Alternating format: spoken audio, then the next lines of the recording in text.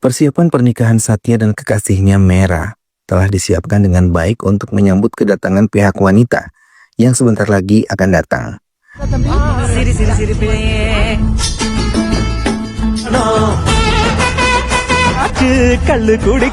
Semua bahagia, namun ayah Mera tidak suka dengan Satya yang dianggap tidak layak mendapatkan putrinya. Terlebih Mera berasal dari kampung yang menurutnya sangat kumuh. ரொம்ப பெரியாசமா சூப்பரா இருக்கு.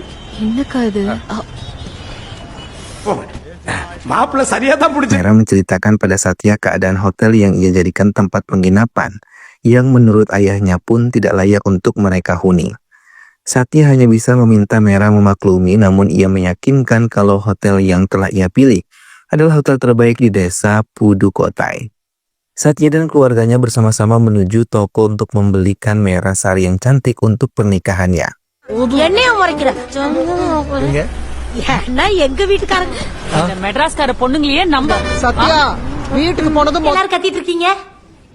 Semua merasa bahagia ketika memilih sari untuk Mera.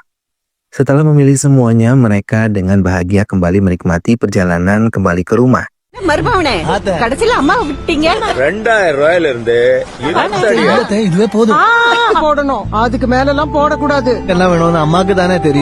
Sementara di tempat lain, beberapa pria tidak lepas memandang beberapa wanita yang ada tidak jauh dari mereka.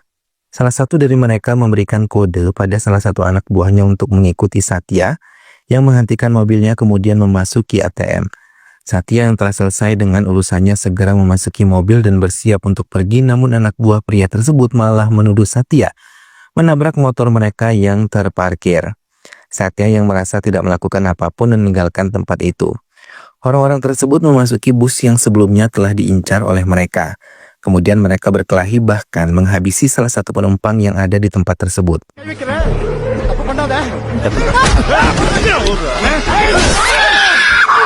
Semua penumpang merasa ketakutan, hanya bisa diam dan membiarkan mereka pergi setelah menghabisi. Setelah menelpon Mera, Satya bersiap untuk pergi menemui Mera di hotelnya.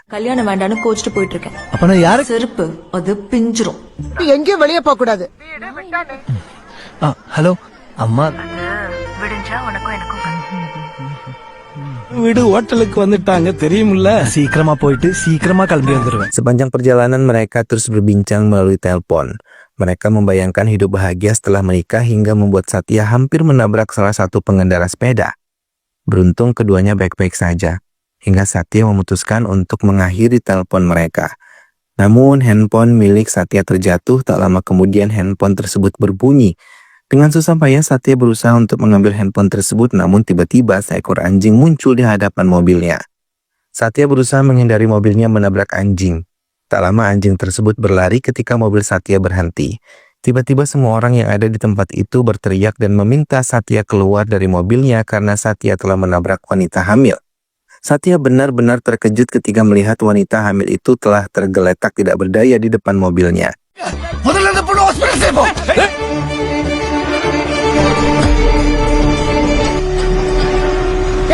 Ia membawa wanita itu dengan mobilnya untuk rumah sakit dan memeriksa keadaannya. Pihak rumah sakit segera membantu wanita tersebut. Sementara di rumah Satya, ibu Satya dan keluarga yang lain kebingungan karena Satya tidak terlihat hingga sore hari. Tak lama Satya menelpon pamannya dan menceritakan apa yang terjadi dengan dirinya. Pergerakan Satya diawasi oleh warga desa yang tidak mau Satya pergi dari rumah sakit dan melepaskan tanggung jawabnya. Semua menyalahkan Satya atas kejadian ini walaupun ia membela dirinya.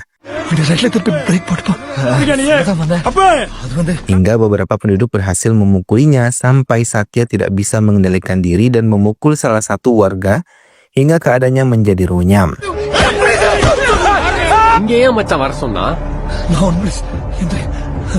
Bahkan beberapa teman Satya datang pun tidak bisa membantu, hingga dokter datang dan memisahkan mereka karena menganggap mereka mengganggu proses pengobatan di rumah sakit.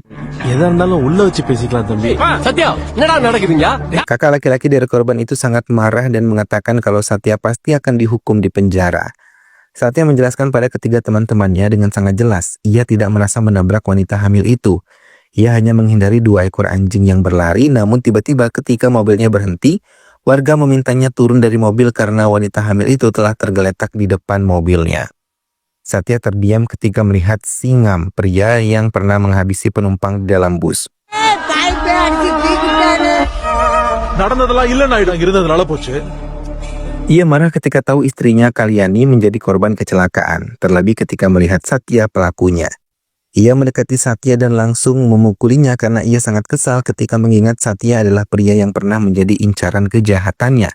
Polisi datang dan memisahkan Singan dan Satya. Singam pun menjauh karena ia tidak mau keadaan Kalyani menjadi lebih buruk. உனக்கு தலை இருக்காது இன்ஸ்பெக்டர். என்ன? நான் சொன்னேன் போலீஸ் வருவாங்கன்னு. சொல்லுங்க ஹாஸ்பிட்டல்ல இருந்து பிரச்சனை பண்ணா கல்யாணிக்கு என்னாச்சுன்னு பாப்போம். அது வரைக்கும் நீ கொஞ்சம் போ. Satya sendiri berdoa di depan patung dewa dan mengingat perkataan ibunya yang tidak mengizinkannya keluar rumah, namun ia melanggar hingga kemalangan ini terjadi. Ia benar-benar menyesal karena melanggar aturan ibunya. Tak lama keluarga Satya datang dan merasa kesal ketika mereka melihat Satya dipukuli. Melihat mereka berteriak, Satya meminta mereka tenang. Ibu Satya memohon pada Singham untuk memaafkan Satya karena ia akan menikah. Namun Singham tidak mengindahkan permohonan ibu Satya. Bahkan ia menginginkan Satya hancur. Satya meminta keluarganya untuk berhenti memohon kepada keluarga korban karena ia sudah cukup kacau dan hanya bisa berharap Kalyani korbannya bisa selamat. Satya terdiam dan kembali ingat permintaan Mera yang mengajaknya bertemu hingga ia melanggar adatnya untuk tidak keluar rumah setelah mendekati hari pernikahan. ஒரு நிமிஷம் இருமா, ஒரு நிமிஷம் இரு. பேசிட்டு இருக்கு. Tak lama pihak rumah sakit memanggil keluarga Kalyani. Sigma dan kakak laki-laki Kalyani memasuki rumah sakit dan tidak mengizinkan Satya ikut bersama mereka. Satya sendiri memilih berdoa kembali untuk bisa mendapatkan yang terbaik. Sementara Singham sendiri memegang perut Kalyani dengan penuh kesedihan. Keluarga Mera telah tiba di kediaman Satya.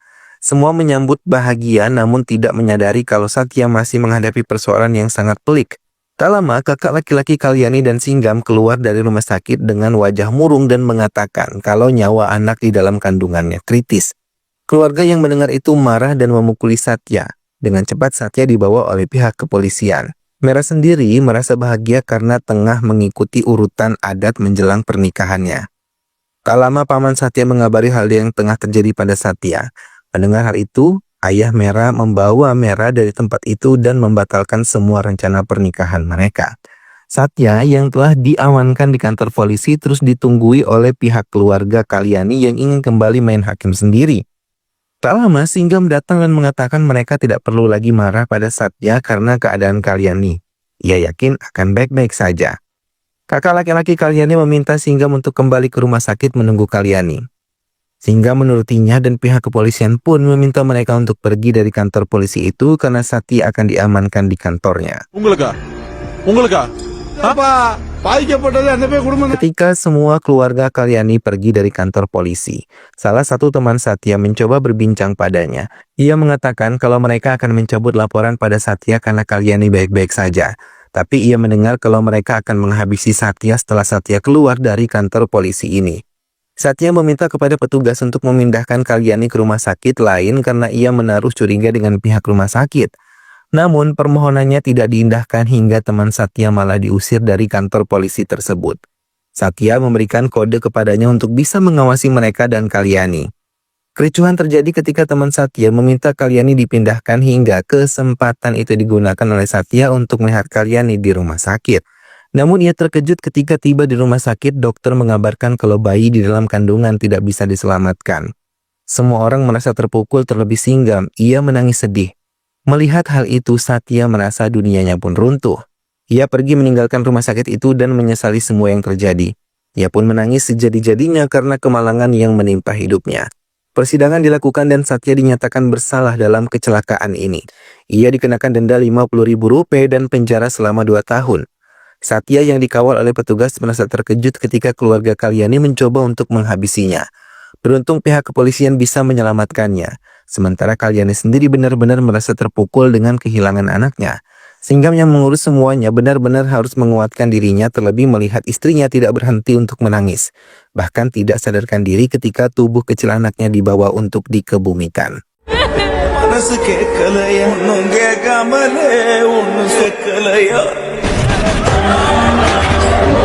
Mera menemui Satya di dalam penjara dan berharap mereka akan kembali bersatu. 2 tahun kemudian, Satya yang telah melewati semuanya dijemput oleh pamannya dan dibawa ke Chennai untuk melanjutkan hidup di kota itu. Keluarga Satya menyambut dengan bahagia kedatangan Satya. Namun saat ia menanyakan kemana ayahnya, ibunya malah menangis sambil menyuap makanan dari tangannya. Satya terkejut ketika tahu kalau ayahnya telah meninggal dunia. Sementara ibunya kembali menangis setelah menahan semuanya. Satya merasa kesal karena ia tidak diberitahu tentang kematian ayahnya. Pamannya menjelaskan saat itu ayah Satya merasa sakit di dadanya. Keduanya ke rumah sakit dan di sana ia mengungkapkan bila sesuatu yang buruk terjadi padanya, ia tidak mau Satya tahu. Mendengar hal itu, Satya memeluk erat pamannya dan menyalahkan dirinya sendiri atas semua kemalangan ini. Kepulangan Satya disambut dengan adat mereka. Ia dimandikan dan didoakan agar bisa terlepas dari kemalangan berlanjut larut.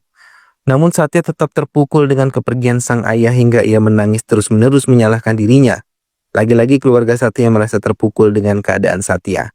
Satya dan ketiga temannya mencoba menemui Mera. Walaupun ia telah diperingatkan oleh teman-temannya karena ayah Mera marah, Satya tidak peduli. Ia terus melangkah mendatangi rumah Mera. Hingga salah satu dari mereka mengatakan kalau Mera telah menikah dan memiliki seorang anak.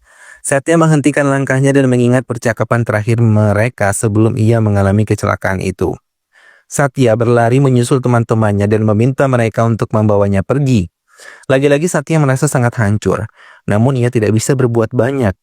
Hingga keempatnya hanya saling diam sepanjang perjalanan kembali ke rumah Satya. Ketika temannya mengatakan kini Mera telah berada di London setelah setahun lalu menikah. Paman Satya mengirimnya pergi dari Chennai bersama teman-teman Satya. Ia mau Satya memulai hidup baru. Namun tiba-tiba ketika ia akan menuju bus, Satya dan ketiga temannya diserang oleh orang-orang bertopeng. Melihat hal itu, paman Satya mencoba melindungi hingga ia terkena sabetan benda tajam dari orang-orang bertopeng tersebut. Melihat hal itu, Satya menyerang mereka dan membalas apa yang telah mereka lakukan kepada pamannya. Mereka kemudian melarikan diri sambil berucap kalau Satya harus bertanggung jawab atas kematian itu. Satya hanya bisa terdiam dan membawa paman Chelpandi ke rumah sakit untuk mendapatkan perawatan. Keluarga Satya kembali menangis melihat keadaan Chelpandi. Dan lagi-lagi Satya merasa bersalah dengan yang terjadi pada keluarganya. Terlebih ketika bibinya mengatakan kalau Satya harus pergi jauh dari keluarganya agar kesialan itu tidak ada lagi. Tiba-tiba seorang suster mengenali Satya yang telah terlibat kecelakaan. Mulanya Satya menghindari suster tersebut dan meninggalkannya. Suster itu mengejar Satya dan mengatakan kalau bayi dalam kandungan Kalyani tidak mati karena kecelakaan. Keluarga Kalyani telah menipu Satya dan menjebaknya. Mendengar hal itu, Satya terdiam dan berhenti melangkah. Ia mendekati suster dan meminta penjelasan padanya. Suster menjelaskan kalau ia ingat benar bahwa dokter menyatakan sehat keadaan bayi dan ibunya, hingga mereka diizinkan pulang. Namun tiba-tiba Kalyani kembali lagi karena sakit perut yang hebat dan ketika ditangani bayinya tidak bisa diselamatkan. Suster yang tahu kalau mereka menjebak Satya memutuskan untuk berhenti bekerja di rumah sakit itu karena ia tidak mau ketidakadilan di depan matanya. Hingga ia selalu berharap bisa bertemu dengan Satya dan menjelaskan semuanya. Ia merasa senang karena sekarang bebannya telah hilang karena ia telah menceritakan semuanya kepada Satya. Di depan ruangan Chelpandi, Satya kembali mengingat kejadian 2 tahun lalu. Ia ingat benar kalau dokter mengatakan bayi Kalyani baik-baik saja, namun ia merasa bingung ketika Manimaran, kakak laki-laki Kalyani, mengatakan kalau bayi di dalam kandungan Kalyani dalam keadaan tidak baik-baik saja. Satya kembali ingin menyelidiki semuanya dan membatalkan kepergiannya ke Bangalore. Satya kembali ke desa Pudukkottai seorang diri. Ia memperhatikan Singgam yang baru saja meresmikan tokonya yang baru dikelilingi oleh para tetangga. Ia juga melihat Singgam menggendong seorang bayi. Satya benar-benar berhati-hati, namun 2 orang penduduk mengenalinya. Dengan cepat Satya pergi dari tempat itu dan keduanya terus mengikutinya. Satya yang tertangkap pun dipukuli oleh orang-orang di kampung tersebut. Bahkan banyak warga yang datang dan mencoba menyerangnya. Satya kini tidak diam saja. Ia menyerang balik mereka, namun ia tidak dapat menghindari ketika Singgam memukulinya dari belakang. Satya mengungkapkan kalau ia tidak bersalah atas kematian anaknya. Mendengar hal itu, Singgam terus memukuli Satya tanpa henti. Bahkan kini anak buahnya pun datang dan menyerangnya. Beruntung Satya berhasil melarikan diri dan selamat dari kejaran mereka. Satya menceritakan semuanya kepada ketiga temannya dan Chelpandi. Mereka menasihati Satya untuk menghentikan semua ini hingga Chelpandi pun mencoba membantunya. Ia mendatangi kembali dokter di rumah sakit Banjar, namun dokter tersebut masih terus berkelit hingga membuat Satya tidak bisa menahan emosinya dan memukulinya. Kalyani yang sejak pagi mengurung diri di kamar membuka kembali pintunya ketika mendengar dari Singgam kalau ia melihat Satya. Dokter menangani kasus Kalyani akhirnya menceritakan pada Satya apa yang sebenarnya terjadi. Manimaran menekan dokter tersebut untuk mengatakan pada Satya kalau bayi Kalyani tidak baik-baik saja. Dokter yang ketakutan menurutinya, namun perkataannya membawa akibat karena tiba-tiba Kalyani mengerang kesakitan dan terpaksa mengeluarkan bayinya, namun mereka tidak bisa menolongnya. Hingga dokter mengatakan kalau penyebab kematian bayi itu adalah kecelakaan Satya. Celapandi mengatakan pada Satya kalau kunci dari ini semua adalah Manimaran yang merupakan kakak laki-laki Kalyani. Apakah ada dendam dengan Satya? Mendengar hal itu, Satya terdiam dan mencoba mengingat semuanya, namun tidak ada Manimaran dalam kehidupan sebelumnya. Celapandi membawa Satya mendatangi sebuah perkampungan, namun saat Celapandi menyebut nama Manimaran, mereka sangat marah hingga salah satu pemuda di tempat itu mendekati Satya dan teman-temannya. Ia mulai menceritakan siapa Manimaran. Ia adalah putra dari Ratna Pandi, pemilik teater di Alangudi. Ratna Pandi ingin menguasai semua yang ada di desa ini hingga ia melakukan banyak cara untuk mencapainya. Sampai akhirnya Ratna Pandi berhasil menduduki desa tersebut. Namun saat pemilihan kepala desa, Ratna Pandi kalah dengan Marugan. Ia tidak mau kekalahannya ini tersebar dan meminta Manimaran mengurus ini semua. Manimaran pun menggunakan kekuatannya untuk menghabisi semua pengikut Murugan. Gini ya. Hingga Ratna Pandi berhasil menduduki kepala partai dan berharap pemilihan kali ini ia bisa menang. Namun Manimaran yang serakah ingin menguasai kekuasaan ayahnya dan memerintahkan anak buahnya untuk menghabisi ayahnya. Ia berperan sebagai penghasut hingga membuat warga percaya kalau anak buah Murugan yang melakukan hal ini. Namun Satya yang mendengar rencana itu segera menghentikan Manimaran dan menculiknya. Di dalam mobilnya, Satya menekannya untuk mengikuti tujuannya menjebak dirinya atas kematian bayi Kalyani karena ia ingat benar kalau dokter mengatakan Kalyani dan bayinya baik-baik saja. Dan begitu Kalyani sadar, mereka diizinkan pulang. Namun Manimaran yang ingin menarik simpati membuat seolah-olah adik perempuannya dalam bahaya. Namun semua malah menjadi doa hingga adik perempuannya malah kehilangan bayinya.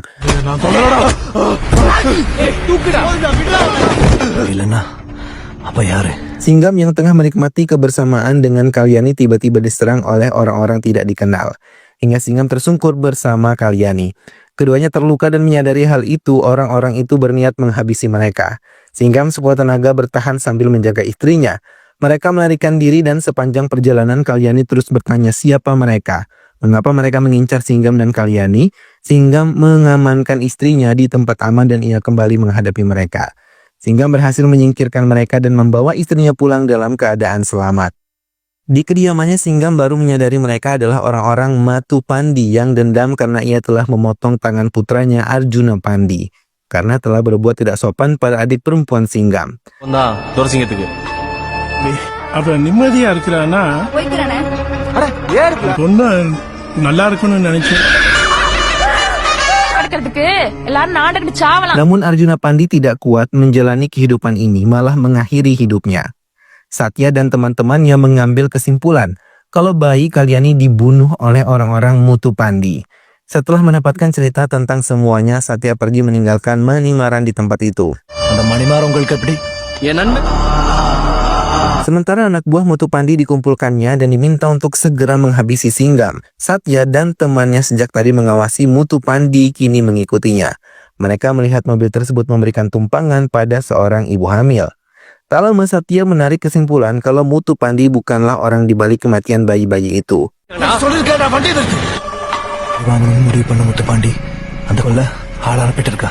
Mereka yang mencoba menghentikan Mutu Pandi terkejut ketika melihat Singgam masuk ke mobil Mutu Pandi.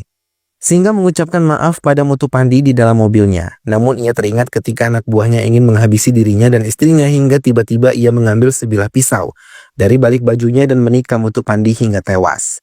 Satya dan teman-temannya merasa bingung dengan apa yang terjadi karena semakin mereka menyelami maka mereka tenggelam. Hingga akhirnya Satya memutuskan menghentikan penyelidikannya dan memutuskan untuk pergi ke Bangalore.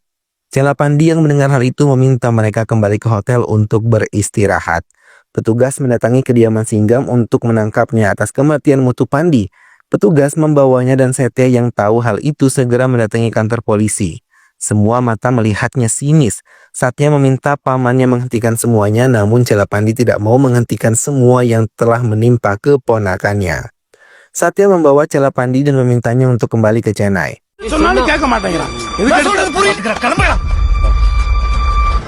என்ன Sepeninggal Singgam, Kalyani merasa ada orang lain masuk ke rumahnya. Ia pun bersiap dengan senjata tajamnya dan menutup semua jendela dan pintu. Kalyani berteriak dan akhirnya Satya keluar dan mendekati Kalyani. Ia mengambil senjata tajam yang terjatuh dan meminta maaf kepada Kalyani. Melihat Satya datang, Kalyani hanya terdiam dan termangu sampai Satya pergi dari tempat itu. Celapandi yang menolak kemarin pergi bersama teman-temannya, Satya kini akan pergi ke Chennai bersama Satya. Namun saat mereka mau menumpangi bus, tiba-tiba Singgam turun dan memukuli mereka. Melihat Celapandi terdesak, Satya menyerangnya namun ia tidak bisa menghabisi Singgam. Ia memilih meninggalkannya, tiba-tiba Singgam menyerang Satya dan kini mereka kembali berkelahi. Sampai akhirnya Satya terkapar tidak berdaya. Melihat Satya tidak berdaya, Singgam mengambil batu dan berniat menghantamkannya kepada Singgam. Namun ia yang mengingat pesan Kalyani menghentikannya. Satya bangun dan teringat apa yang terjadi malam itu di rumah Kalyani. Malam itu Kalyani malah meminta maaf padanya dan mengatakan semua yang terjadi pada dirinya dan anaknya adalah kesalahan dirinya sendiri. Kalyani menceritakan saat di rumah sakit Singgam datang. Ia mulai menceritakan kalau saat itu matahari sangat panas dan ia merasa pusing hingga pingsan di jalan raya. Dan ia ingat benar kalau Satya tidak menabraknya. Namun ia pingsan tepat di depan mobil Satya yang mengerem mendadak. Singgam yang mendengar cerita itu terdiam dan Kalyani yang tahu tabiat suaminya mulai curiga. Ia akan melakukan hal yang buruk. Keduanya pun bertengkar karena Kalyani tidak mau menumbalkan anaknya untuk dendam pribadi suaminya. Saat bertengkar, Singgam mendorong Kalyani kemudian pergi. Ia tidak menyadari kalau akibat hal itu, perut Kalyani terbentur tabung oksigen hingga menimbulkan sakit yang luar biasa. Satya terdiam mendengar tangisan Kalyani yang mengakui semua kesalahannya dan memilih pergi dari tempat itu. Celapandi dan Satya pun menumpang bus yang akan membawa mereka ke Chennai. Satya memandang Singgam yang melangkah menjauh dari tempatnya, dan film pun selesai.